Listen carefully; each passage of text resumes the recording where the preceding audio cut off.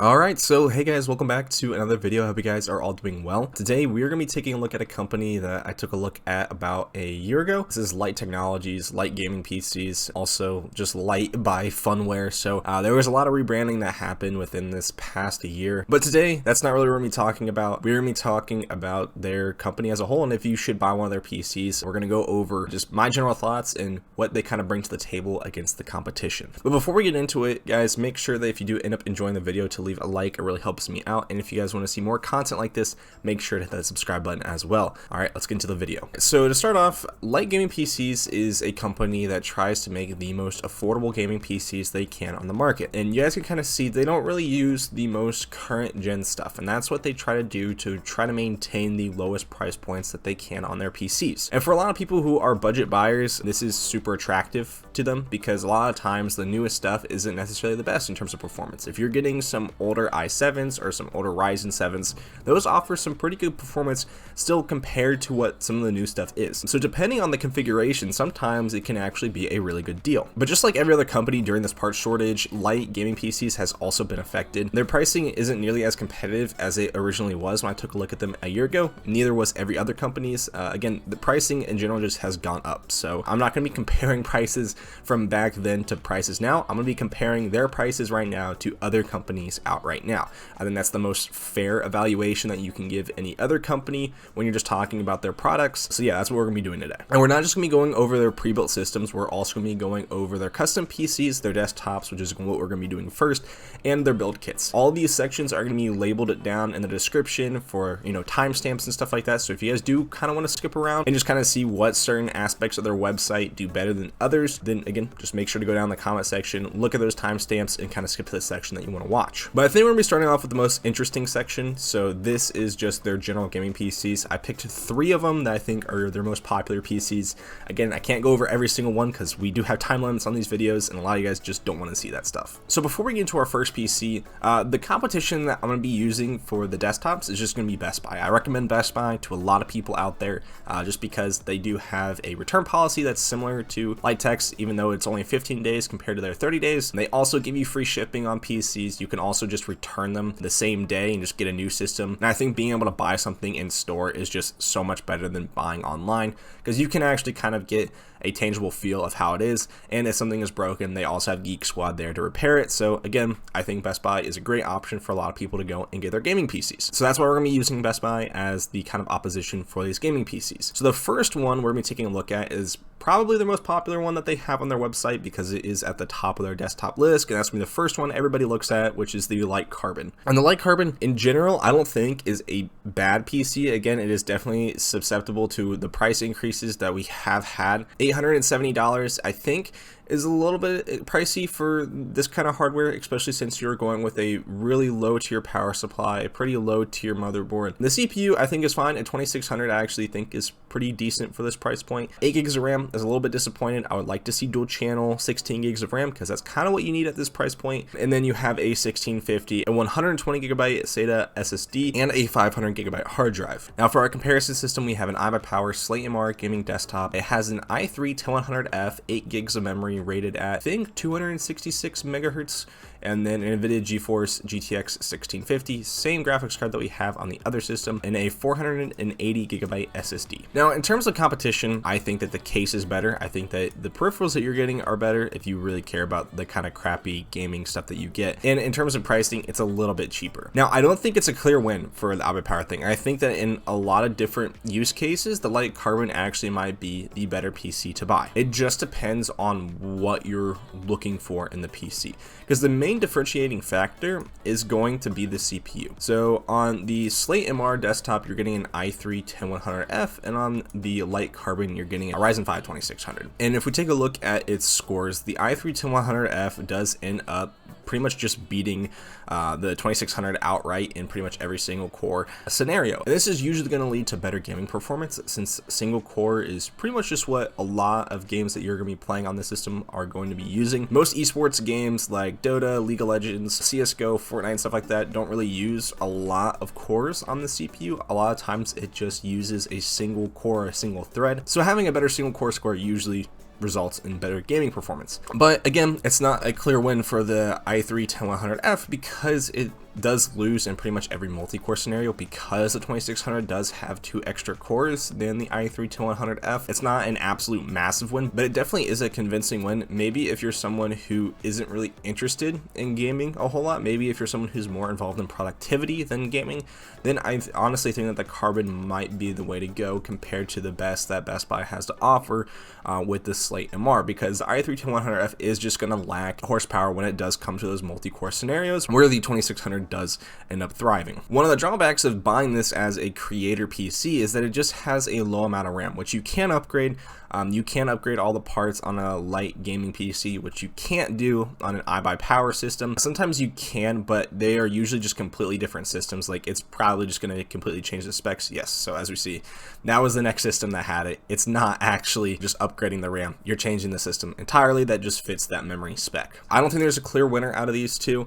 Again, depending on what you want, I think for a strict gamer, the Slate MR is probably the better way to go. And if you're someone who's not necessarily gaming and going for kind of a creator workload, then I think the LYTE Carbons is going to be your best bet. Now, the next PC I'm going to take a look at is going to be the LYTE Overlord. It has a Core i7-10700F, RTX 3060, 16 gigs of DDR4 RAM, clocked at 3200 megahertz, a 512 gigabyte SSD, and a 1 terabyte hard drive. Personally, I think all around this is one of the better gaming PCs that they have out here. The storage configuration actually looks super good. Super usable. And for the CPU, you got an 8-core 16-thread CPU. The GPU is also pretty good, a 3060, which is one of the better 1080p cards that have came out this year. When it comes to everything else, I'm not a huge fan of the power supply. A 700 watt Game Dust PSU, that's only an 80 plus certification.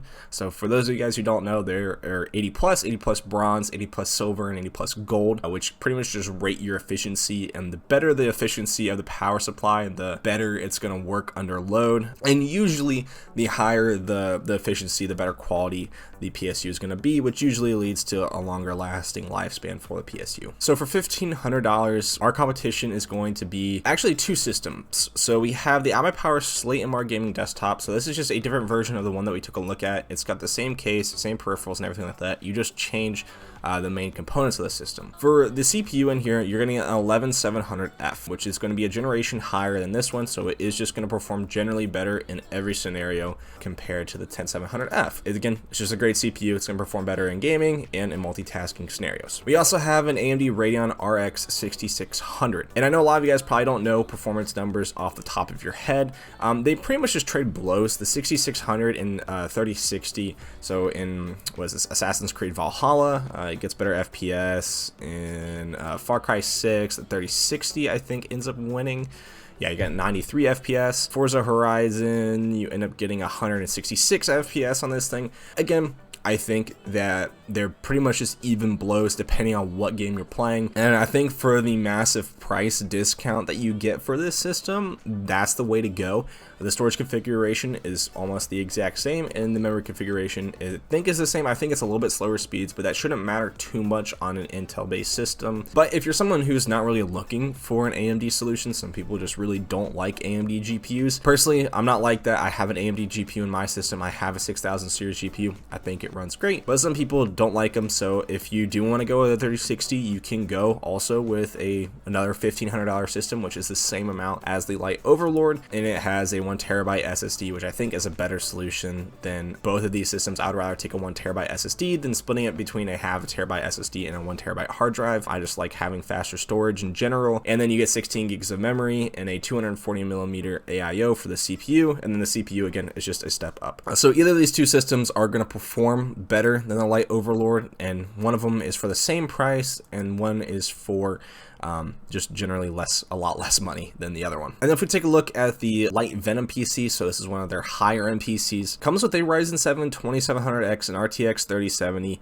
16 gigs of DDR4, a B450 board, and probably one of the worst storage configurations I've ever seen, a 256 SATA SSD with a 2 terabyte hard drive. I don't know why they couldn't have just killed everything else and just been like, all right, let's just go with a 1 terabyte SSD. I think that would have been way more beneficial to the customer, because it's just, again, I don't like having a super low capacity SSD with super high capacity hard drives. I would just rather go with a mid-tier SSD, just because SSDs are usually a lot faster, and I would rather have a faster SSD than more capacity, and I think a lot of other people would as well. Now, the main thing for this system is just going to be the 3070. Getting a system for $1,800 with a 3070 in it is usually going to be a little bit of a challenge to get on most places, I guess, except for the two PCs that we picked out. So personally, I think this PC is fine, except it's just expensive compared to the two PCs we're going to be taking a look at. The main fallback on this system is just going to be the CPU. The CPU is what they kind of set back. They got an older Ryzen CPU that's not really up to date. And again, I think that's just going to be their main hindrance here. So let's first talk about the one that I will recommend to some people. Again, depending on if you're like a DIYer and you're okay with upgrading your cooling solution, then I'd recommend this PC. There have been a bunch of content creators talking about this PC. It's a $1,650 gaming PC, and it comes with the i7-11700F, the CPU we've been talking about in our past PCs, this slate, and then the Skytech. It's a great 8-core CPU, and then an RTX 3070 with a 1TB hard drive and a 212GB SSD. The main problem with this system is just the cooling, but if you are someone who is fine with kind of tinkering around with this system and you kind of have had some experience upgrading a CPU cooler, it's not hard and it's not really dangerous at all. If you just go out and buy one that's compatible with this, it should be a fairly simple process. This system just is susceptible to overheating issues. It has some of the best specs that you can get for the price point. If you don't want to deal with that, there's the Aegis RS Gaming Desktop, which has a much better case, much better airflow. It should have a better CPU cooler. It also has an RTX 3070 in it, and one of the cool things about this being an MSI system is that most of the RTX 3070 models from MSI are pretty high-end variants. So you should expect to get some sort of high-end AIB partner card with this, so the cooling for the 3070 should be pretty good. Again, it's going to be the exact same system as the Asus ROG Gaming Desktop, except I think that everything else around this system, so the motherboard, the case, fans, the cooling and stuff like that, is just going to be better. But you are paying a premium, and it is going to be around the same exact price as the Venom. So both of these PCs I do think offer better value than the LYTE Venom. It just kind of depends on what kind of experience you want to have with your PC. If you're fine with upgrading, then this one's the better value one.